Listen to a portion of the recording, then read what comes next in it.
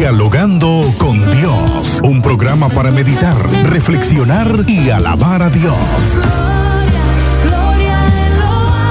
Dialogando con Dios por medio de la oración. Nuestros problemas, enfermedades, todo lo imposible, deposítalo en las manos de Dios. Dialogando con Dios.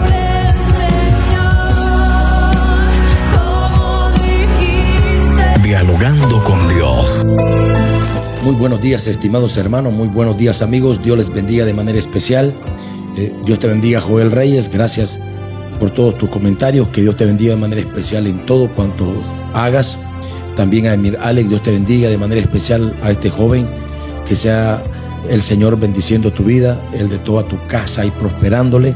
También a Juan Gómez, a Jorge Mendieta, a Cherlor Parriles, Johnny Javier Landés, a Mario Ruiz, a Ever Jarquín, Julio Baltodano, a la familia Ruiz, a la familia Norori, a nuestra hermana Argentina Morales, a cada una de las personas pues que en esta mañana también a través de la sintonía de la radio escuchan. Dios les bendiga. A Uzi García en Costa Rica, a los hijos de nuestro hermano Santiago que están ahí en Estados Unidos y en Guatemala, que Dios les bendiga, así también como a la familia Hernández. Bendiciones a todo, a mi hermana Margarita Gutiérrez también, y a cada una de las personas pues Dios les bendiga, que a través de las redes sociales escuchan la palabra de Dios. Hoy vamos a reflexionar en un pasaje bíblico que lo podemos encontrar en el libro de los Hechos, en el capítulo 12. Para ello vamos a leer del versículo 1 en adelante. La palabra del Señor dice así: honrando al Padre, al Hijo y al Espíritu Santo. En aquel mismo tiempo, el rey Herodes echó mano a algunos de la iglesia para maltratarles y mató a espada a Jacobo, hermano de Juan. Y viendo que esto había agradado a los judíos, procedió a prender también a Pedro. Eran entonces los días de los panes sin levadura, y habiéndole tomado preso, le puso en la cárcel, entregándole a 4 grupos de 4 soldados, cada uno, para que le custodiasen, y se suponía sacarlo al pueblo después de la Pascua. Así que Pedro estaba custodiado en la cárcel, pero la iglesia hacía sin cesar oración a Dios por él. Muchas gracias, bendiciones. Dice la palabra de Dios así, que realmente muchas veces no entendemos que podemos estar en contra de lo que Dios ha hecho. Nuestras actitudes y nuestras acciones o nuestra manera de ser, sin darnos cuenta quizás estamos yendo en contra de la corriente, como solía hacerlo Pablo, perseguidor de la iglesia y uno de los precursores para querer terminar con el evangelio, con el cristianismo. Hoy vemos muchas naciones enteras que se están rebelando en contra de la palabra de Dios. Por ahí escuché una noticia donde una mujer está pregonando en Estados Unidos que las jóvenes que estén embarazadas se practiquen un aborto y que saquen al niño con palabras deshonestas y sucias, y solamente demuestra esto. Toda esta gente y este sentir van en contra de Dios. Cuando Cristo vino, los judíos no le aceptaban, la palabra de Dios no la digerían. Cuando ellos observaban los milagros y todo lo que Dios hacía, ¿por qué caernos mal? ¿Por qué sentirnos mal cuando el poder de Dios levantaba a un paralítico? En lugar de sentirnos contentos porque Dios estaba en medio de ellos, nunca pudieron ni recibieron a Jesús. Y esto se debe a algo. Jesús en Mateo capítulo 6 dice la Biblia que nadie puede servirle a 2 señores, a tal grado que se volvió una paremia en medio de todos los pueblos a través de las generaciones. Es más, la gente sabe que no le podemos servir a 2 señores. Jesús, claro, lo expresó, aunque algunos escritores decían que era una paremia, pero no, fue algo que Jesús enseñó, que para que nosotros podamos convertirnos en servidores de Dios, tenemos que obedecer sus estatutos y mandamientos. Herodes, un rey que gobernó, se le conocía normalmente como Herodes el Grande, que gobernó en Judea, Galilea, Samaria e Idumea, que prácticamente a partir del año 37 antes de Cristo empezó a gobernar en esas provincias, y que lamentablemente no era más que un vasallo de Roma o alguien que estaba al servicio del imperio, y que como estaba al servicio del imperio o defendía los intereses del imperio romano, entonces se le daba cierta protección o cierta autoridad, la cual él nunca valoró y no se dio cuenta que todas las autoridades del mundo están sujetas a una autoridad absoluta, que es la autoridad de Dios. Aunque nosotros muchas veces pensemos que tenemos todo el dominio y que todo el poder, no es así. El único que tiene todo el poder sobre todo el universo es Dios mismo. Y es posible que nos encontremos como este Herodes, que estaba ahí, se levantó en contra de los evangélicos, en contra de los que predicaban el reino, a tal grado que él empezó a matarlos, en algunos casos específicos, como Jacobo, hermano de Juan, uno de los discípulos del Señor, que fue muerto por Herodes. Y dice la Biblia que golpeaba, torturaba, y entre ellos tomó a Pedro y lo metió en la cárcel. Quizás algo que me llama la atención aquí cuando leemos el pasaje bíblico: los judíos estaban en contra del imperio romano, o en otras palabras, ellos por debajer estaban peleando o buscando destronar a Herodes, porque no les caía bien. Pero cuando Herodes comenzó a maltratar a los judíos que seguían a Jesucristo y a sus discípulos en específico, dice la Biblia que los judíos comenzaron a aplaudir las obras que estaba haciendo. Y aquí solamente se puede detallar una cosa: que estaba en el corazón de estos judíos. Nunca le dieron cabida al evangelio, nunca aceptaron a su Señor, y siempre existía en ellos ese sentir encontrado en contra de Dios. En una ocasión, antes de juzgar a Jesucristo, hicieron una reunión, todo el Sanedrín o la cúpula de los religiosos judíos, y ellos empezaron a buscar cómo juzgar a Jesús. Pero vino uno de ellos y le dijo: miren, si este hombre viene de Dios, nunca van a tener éxito. Pero si este hombre no viene de Dios, ahí déjenlo, que tarde o temprano se va a disipar, al igual que se disiparon muchos movimientos que se dieron. Y ellos le dijeron: y tú también estás creyendo en Jesús. Y es que eso es una realidad. Podemos estar tratando de obedecer su palabra, o podemos estar en contra de todo el sentir de Dios.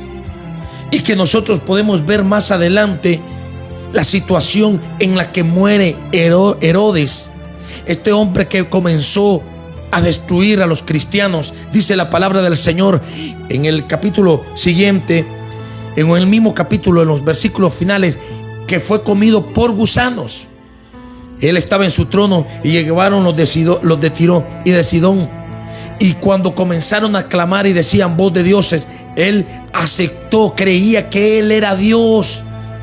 Y dice que en ese instante bajó un ángel del cielo, lo hirió, y como testigos oculares de todo, este hombre fue comido por gusanos, muerto instantáneamente. Y yo digo una cosa: ¿será que nuestra actitud algún día vaya a tener fruto? Esos que están inmersos en la idolatría, en contra de nuestro Dios. Amigo que me escuchas, déjame decirte en esta mañana, como Jehová le dijo a través del profeta Israel: es tiempo de buscar a Dios. Es tiempo de abandonar el pecado. Es tiempo de abandonar la frieza. Es tiempo de abandonar todas aquellas cosas que nos están separando de Dios, y que si no nos damos cuenta estamos viviendo tiempos difíciles, o los tiempos finales, como la palabra del Señor lo enseña. ¿Qué vamos a esperar más para buscar a Dios? O como algunos jóvenes me expresan: vamos a buscar a Dios cuando estemos ya en lo último de la vida. No, busca al Señor hoy. Hoy es tu día. Como dice la Biblia, buscad a Jehová mientras puede ser hallado y llamarle entre tanto que Él está cercano. Herodes tuvo la oportunidad de darse cuenta los testimonios que se daban, la gloria de Dios que descendía cuando Pedro predicaba. La Biblia es clara, dice la Biblia, que al pasar de las sombras de Pedro los enfermos se sanaban. Entonces, ¿por qué Herodes se levanta en contra de Pedro? ¿Por qué Herodes se levanta en contra de los discípulos? Por una simple razón: Herodes era un vasallo no solamente de Roma, también un vasallo de Satanás, el diablo. ¿Por qué? Porque todo aquel que esté en contra de lo establecido por Dios está bajo la autoridad del enemigo de las almas. Es triste observar cómo la gente se está condenando. Y vuelvo y digo, se condenan porque quieren. Yo hago el trabajo que puedo, pero el trabajo ya lo hizo Cristo en la cruz del Calvario.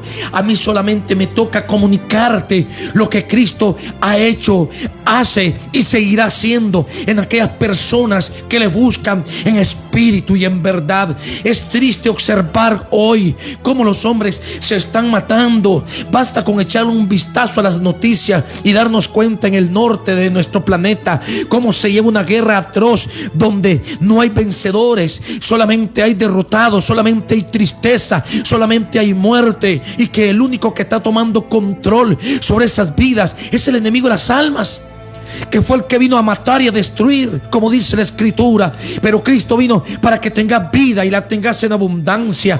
No puedes estar en contra de lo establecido por Dios. Jesús mismo lo dijo: aquellas personas que estén en contra del Señor, cuando caiga aquella piedra, cuando caiga esa piedra sobre ellos, serán desmenuzados. Ese cimiento que es Jesucristo, el Hijo del Dios viviente, el renuevo, como dice la Biblia, de la casa de Israel, es Jesucristo, al cual hoy te predico. Qué tristeza que estos judíos, en lugar de ver las injusticias cometidas por Herodes y condenarlas, en lugar de condenarlas, aplaudían, se sentían bien infringiéndole los daños a aquellos servidores de Cristo. Yo estoy consciente, siempre estaremos sujetos a críticas y a señalamientos, porque la misma Biblia dice: si todo eso hicieron en el árbol verde que es Cristo, ¿qué no iban a hacer en nosotros? Pero yo lo que quiero de transmitirles en esta mañana es: ¿por qué perder la vida que está en Cristo? ¿Por qué perder la vida y morir si podemos ser alcanzados para esa salvación y esa vida eterna? ¿Y cómo nos damos cuenta que estamos equivocados? Las actitudes que hacemos, la falta de búsqueda. Ayer a los hermanos les decía yo, estaba lloviendo, hicimos un culto bien poderoso y asistió la congregación, y algunos me decían: es que como está lloviendo. Yo le digo: no irían a trabajar si está lloviendo. Y algunos, la mayor parte, me dijeron que no iban a dejar de trabajar, pero sí dejamos de ir al servicio, pero sí dejamos de glorificar a Dios. Y cuando el Señor habló claro: amarás al Señor con todo tu corazón, con toda tu mente y con todo tu alma, y a tu prójimo como a ti mismo, a eso se refiere. Debe haber un amor que nos motiva por servirle a Cristo. Debe haber un amor, una motivación por adorar al Rey de Reyes y Señor de Señores. Debe haber ese deseo constante en nuestras vidas para servirle al Señor, y no lo hacemos. Algunos todavía inmersos en este imperio romano, que tienen el mismo pensamiento, y déjame decirle: todo aquello que se ha levantado en contra de Cristo, tarde o temprano será destruido. ¿Qué pasó con aquellas personas cuando se les anunciaba del diluvio universal, y que estaban hoy predicándole? La Biblia dice 120 años. Y la gente, cuando escuchaba decirle a Noé: va a haber un diluvio, va a haber un diluvio, y toda la gente dijeron: ya Noé se tornó loco, ya Noé está loco, perdió la cordura. está hablando cosas que no suceden. Pero a los 120 años completito, dice la palabra del Señor, empezó a llover, las nubes se formaron, empezó a caer lluvia y la gente se aglomeró a la puerta de aquel arca diciéndole a Noé: Noé, Noé, ahora sí creemos, ábrenos la puerta. Pero lo triste del caso es que esa puerta ya se había cerrado. Y dice la Biblia que todos murieron por entero. Luego observamos cuando va a ser destruido Sodoma y Gomorra, dos ciudades inmersas en el pecado. Por ahí escucho muchos comentarios, algunas personas decir: por esto destruyó Dios Sodoma y Gomorra, por esto destruyó Sodoma y Gomorra, dando sus puntos de vista, los cuales respeto. Pero hay algo, dice la Biblia, que Sodoma y Gomorra estaban inmersos en el pecado, estaban en una injusticia total, donde el clamor de la gente empezó a llegar ante la presencia del Señor. Y cuando empezó a llegar a la presencia de Dios, entonces Dios pagó la retribución de sus hechos, porque siempre la persona que comete el pecado, la persona que comete el mal, va a recibir mal. ¿Cuál fue el caso de Herodes? Mató a Jacobo, encarceló a Pedro, tomó a los discípulos, los apedreó. ¿Y qué pasó? Al poco tiempo se murió, y se murió de una manera que tal vez hasta la vez es un misterio, tal vez sin resolver para la gente. Pero la palabra del Señor habla claro: un ángel del cielo descendió para herir la vida de este blasfemo que se levantaba siempre en contra de la palabra de Dios. No podemos estar en contra de Cristo. El día que elijamos los ídolos, estamos dándole la espalda a Cristo. El día que nosotros estemos adorando imágenes, le estamos dando la espalda al Dios eterno. Por eso es claro, dice la Biblia, que muchas veces los hombres ignoran y ellos piensan que Dios es de plata, que Dios es de oro, que Dios es de yeso. No, nuestro Dios es un Dios vivo, es un Dios eterno. La Biblia dice que el cielo es su trono y la tierra es estrado de sus pies, y su omnipresencia está en todos lados. Hay personas que dicen: estoy sufriendo y Cristo no me ve. Estoy aquí sufriendo y Cristo no me observa. Pero no, en medio de tu sufrimiento Dios mira, y quizás sea un momento o una época de prueba. El Señor te está facilitando para que tú seas capaz de superarlo y más adelante ser una persona capaz de poder recibir obligaciones y que puedas trabajar en la obra de Dios. ¿Qué fue lo que pasó con Pedro? Pedro fue probado. En la época que era discípulo, Jesús le dijo a Pedro: el enemigo me ha pedido para pedirte, para zarandearte, y yo le he rogado a Dios que te guarde. Quizás Pedro, cuando le dijo esta palabra, Jesús no la entendió. Él dijo: pero ¿cómo va a permitir él que me zarandee el enemigo de las almas? Pero la verdad es que quizás las actitudes que tenía Pedro era lo que hacía que el enemigo de las almas fuera donde Jesús a decirle que se lo prestara. Oh, dame a Pedro. Si Pedro es un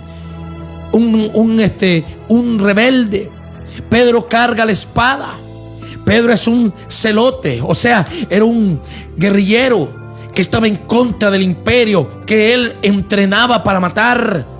Y todas esas cosas las tuvo el enemigo de las almas para llegar a donde Dios a decirle: Pedro es mío, Pedro me conviene. Pero es así que Jesucristo le dice: pero yo he rogado a Dios que no te abandone. Esto habla de que Pedro tenía que vencer en carne al enemigo de las almas, superar esos problemas y darse cuenta que para seguir a Cristo hay que superar los obstáculos que quizás el enemigo te interpone para que no alcances esa salvación. Pero en esta mañana te digo: ya el camino ha sido dado por Jesucristo. Él es el camino, la verdad y la vida, como Él mismo dijo. Y cuando tú estés siguiendo a Cristo, no hay por qué temer. Cuando vengan los obstáculos, no estamos solos. Y quizás en cierto momento podamos expresar como Pablo dijo: todo lo puedo en Cristo que Él me fortalece. Esto habla de que Pablo tuvo muchos obstáculos en su vida en servir a Cristo.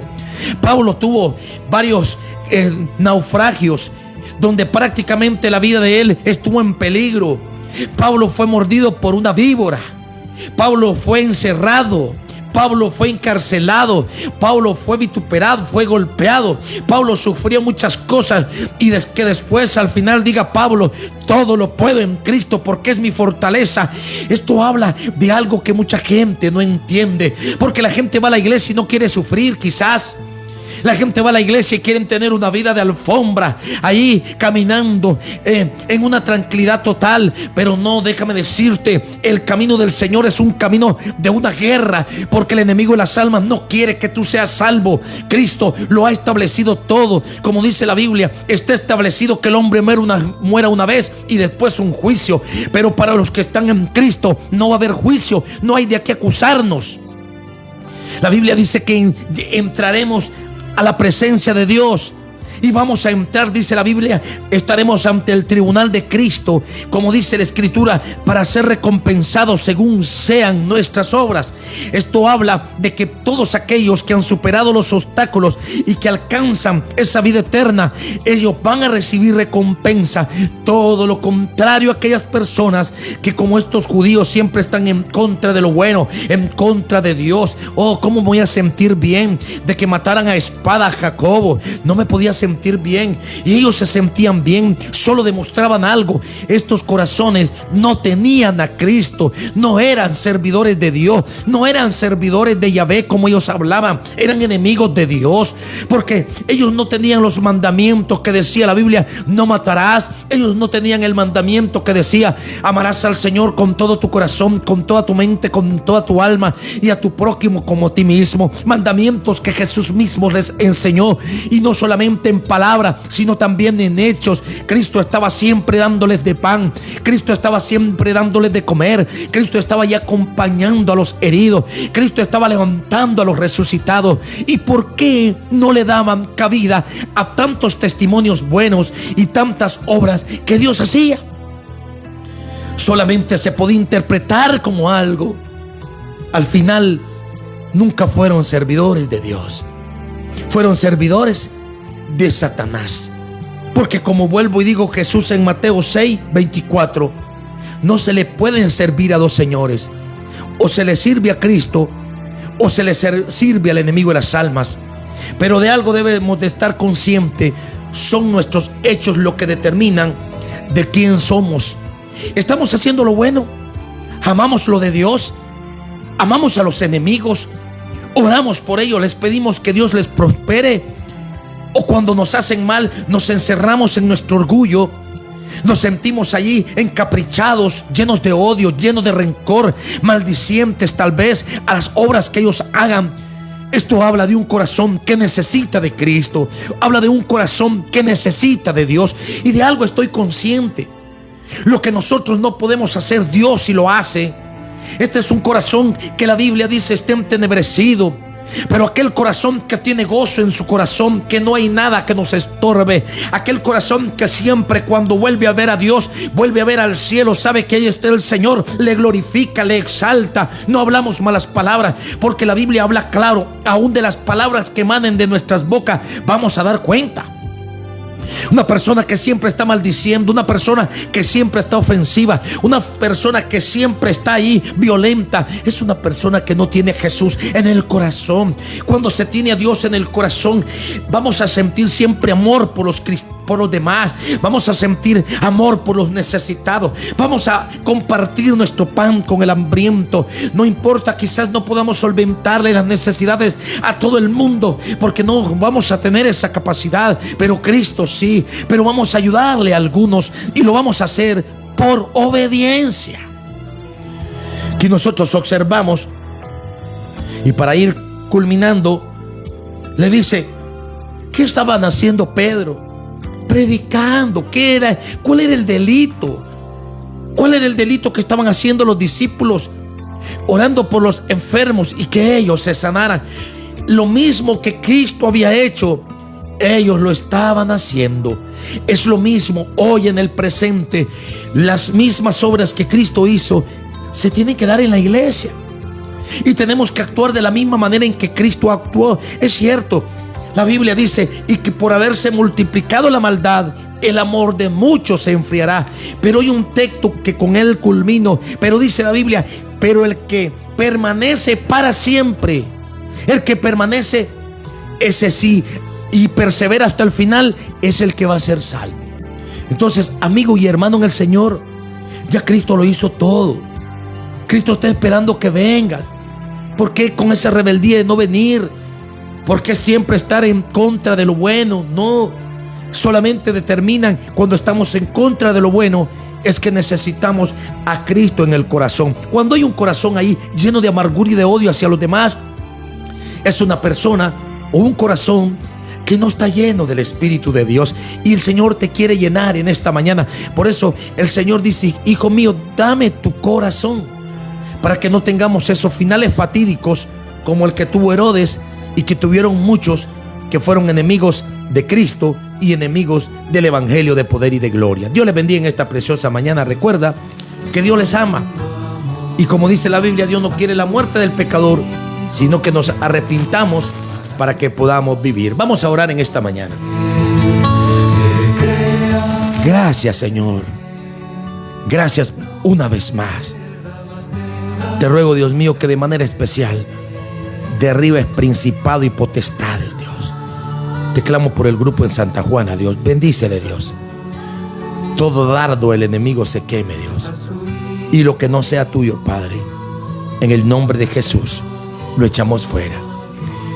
Te clamamos, Dios mío, por Francisco O'Connor y Takem Dalai Usua. En el nombre de Jesús, te pido, Padre, que tú estés ministrando a Francisco O'Connor, Dios. Mira, dice la Biblia que tú conoces los deseos de nuestros corazones. Te ruego que él pueda sentir tu gloria en esta mañana, y que él pueda sentirte, Dios, y pueda sentir que tú le estás ministrando. Pon tu mano de sanidad, todo dolor de cuerpo, todo dolor de canilla, en el nombre de Jesús, por el poder de tu palabra, la echo fuera. Oh Dios, ayúdale, Padre, que no le abandone nadie, que su familia, Señor, esté siempre ministrada por el poder de tu Espíritu, Dios, y que la gracia de tu Santo Espíritu esté con ellos. También te clamo por Erika Cerda, Dios.